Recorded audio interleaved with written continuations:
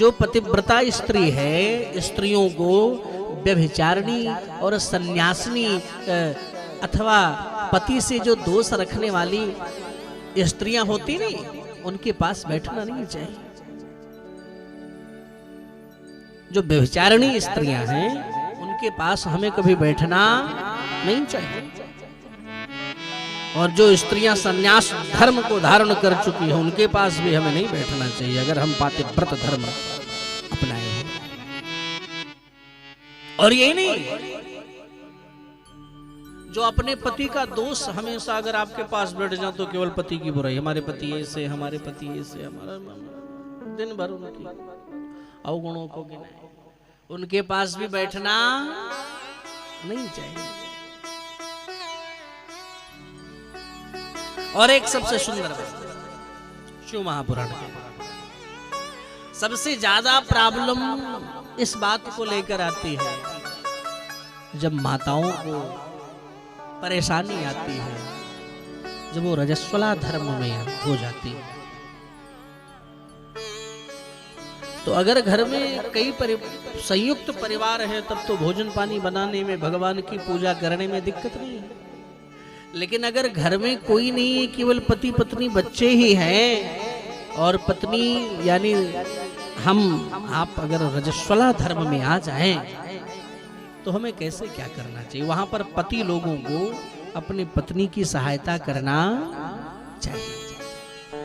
मतलब महाराज बोले आपको भोजन बनाना 4-5 दिन नहीं चाहिए। बोले फिर कौन बनाएगा? बोले आपके पति बनाएगा।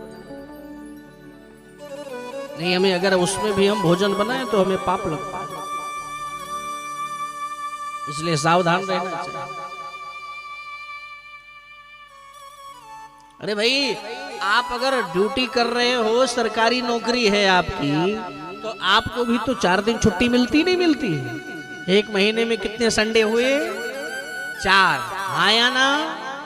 तो जब 4 दिन आप हॉलीडे में रहते हो तो ये 4 दिन के लिए इनकी भी छुट्टी आती है, उसमें इनको छुट्टी दो, आप उसमें इनके वर्क में आप काम करिए थोड़ा, और हमें करना ही चाहिए।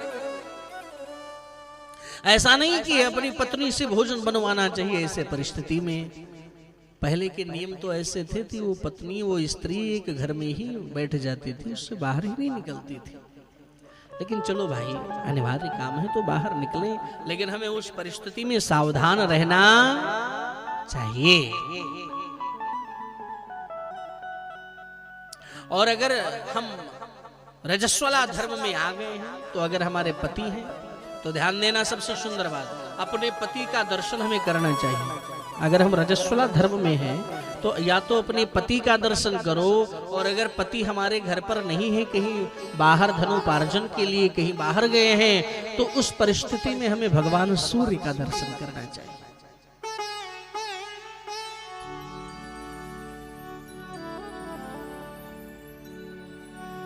इसलिए और बाकी क्या करना है भाई, पति चाहे जैसा हो, जो भी हो, लेकिन पति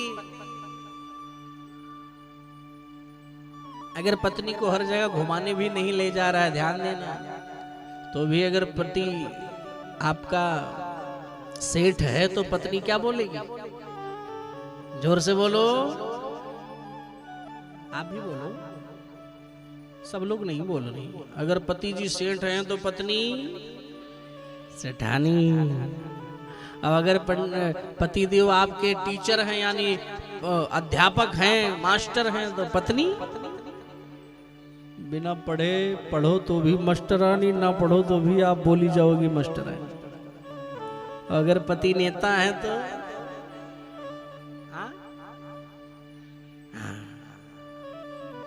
और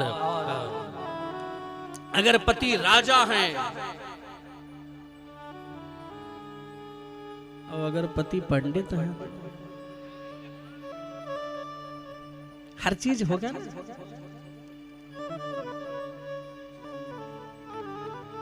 अगर पति जो पंडित हैं तो पत्नी पंडितानी।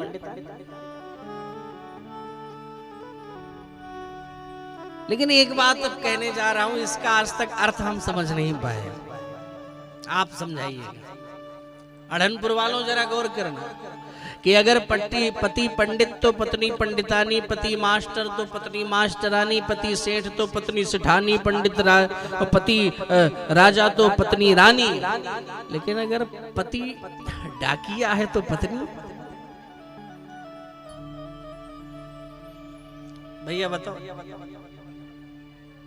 अगर पति डाकिया है तो पत्नी को क्या बुलाएंगे? अभी आप विचार करके कल बताना हमें। इस प्रकार महाराज जी के श्रीमुख से श्री राम कथा, श्रीमद् भागवत कथा, श्री शिव महापुराण, गरुड़ पुराण आयोजन कराने हेतु संपर्क करें। 9889454823